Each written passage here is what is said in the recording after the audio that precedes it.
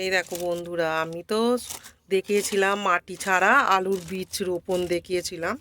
আর এখানে আমি মাটি ছাড়া আলু গাছ বসিয়েছিলাম। আলু গাছগুলো তো আমি আলু খাওয়ার জন্য বসাইনি, আমি বসিয়েছিলাম আলু শাক খাওয়ার জন্য। তাহলে আজকে দেখব এতে আলু হয়েছে কি।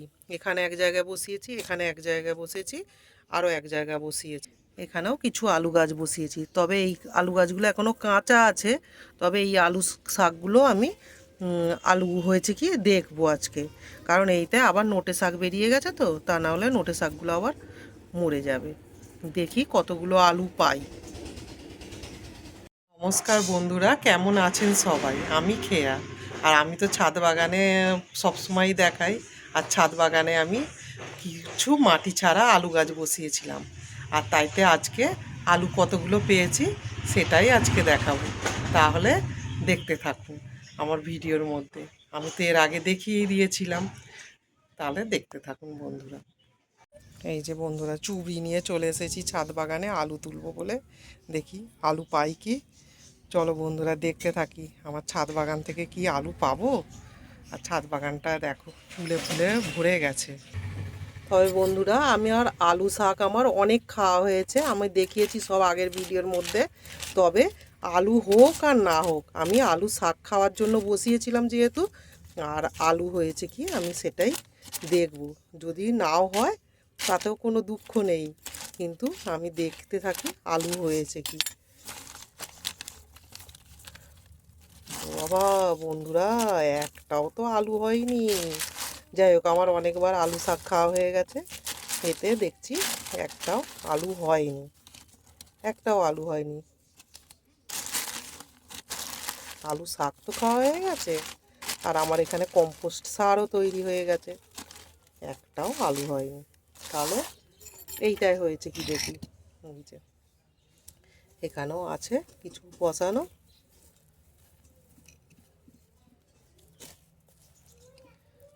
এখানেও হয়নি, কিন্তু সুন্দর কম্পোস্ট তৈরি হয়েছে। যেহেতু আমার কোনো মাটি ছিল না, বাগান ঝাড় দেওয়া পাতা ছিল, আর ছিল সবজির খোসা, এই সমস্ত দিয়েই তো আমি বসিয়েছিলাম। খুব সামান্য কিছু মাটি, তা না হলে কম্পোস্ট সারটা তৈরি হবে না। কিন্তু সুন্দর কম্পোস্ট সার তৈরি হয়ে গেছে। এখান থেকেও আমি আলু পেলাম না। শাক আমার অনেক খাওয়া হয়ে গেছে এখান থেকে। আলু শাক খাওয়ার জন্যই বসিয়েছিলাম, আমি তো আলু খাওয়ার জন্য বসাইনি। আলু শাক আমার খুব খেতে ভালো লাগে, আর আলু শাকের রেসিপিও আমি দেখিয়ে দিয়েছি। এখানেও একটাও আলু হয়নি। তাহলে বন্ধুরা, আমার কি চুবড়িটা ফাঁকা নিয়ে যাব? একটাও তো আলু শাক, এই, আলু তো শাক নেই, এবারে আলু তো একটাও পেলাম না। তাহলে চুবড়ি কি করা যাবে? চুবড়িটা কি ফাঁকা নিয়ে যাব? দেখা যাক। এই দেখো বন্ধুরা, এখানে এসেছি, দেখি আলু পাই কি। এই দেখো, এই এক পিস আলু, ছোট্ট আলু পেয়েছি একটা। ঠিক আছে, এখানে নোটে শাক হয়ে গেছে, একটু সাবধানে আলুগুলো তোলার চেষ্টা করব। এই একটা, এই গাছটা থেকে একটা ছোট্ট আলু পেয়েছি, এই তো রেখে দিলাম। আরও পাই কি দেখি।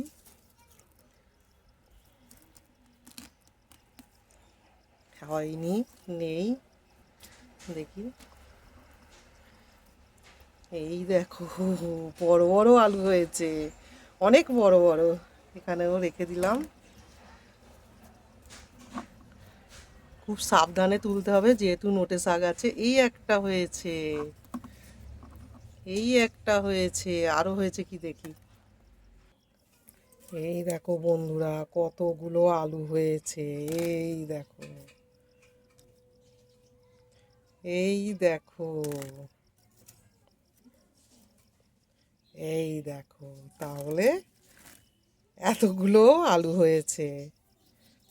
ঠিক আছে, আমার আলু শাক খাওয়ার জন্য বসিয়েছিলাম, আলু শাক যখন খাওয়া হয়ে গেছে, হ্যাঁ এটা ঠিক আছে, এটা তো খুশি করে আমার দান করেছে প্রকৃতি। ঠিক আছে। এই দেখো বন্ধুরা, এই ধনেপাতার ঝুড়িতেও কয়েকটা আলুর বীজ বসিয়ে দিয়েছিলাম। মানে রান্নাঘর থেকে যে আলু কলা বেরিয়ে যায় না, সেই আলুগুলোই বসিয়ে দিই। তাহলে এখানেও দেখবো আলু পাই কি। এই দেখো বন্ধুরা, এইখান থেকে এইরাম এতগুলো আলু পেয়ে গেছি।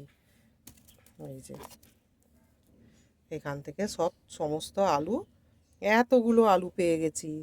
তাহলে কতগুলো আলু পেয়ে গেছি, এখানে একটা ঝুড়িতে একটা গাছ ছিল, এখান থেকেও এতগুলো আলু পেয়ে গেছি। তাহলে আমার ঝুড়িতে কতগুলো আলু হয়ে গেল, এতগুলো আলু হয়েছে।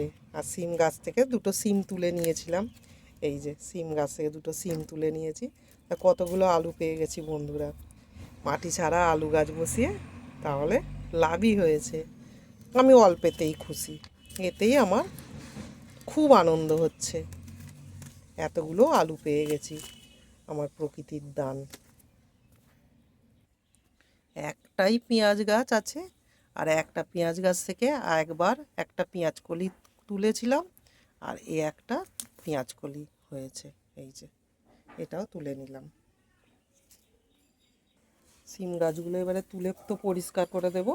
আর সিম আর রাখছে না, হনুমানে সব খেয়ে নিচ্ছে। এবারে সিম গাছগুলো উগড়ে দিয়ে কিছু উচ্ছে গাছ বসিয়ে দেব। তাই সিম দুটো ছিল, তুলেই নিয়েছি।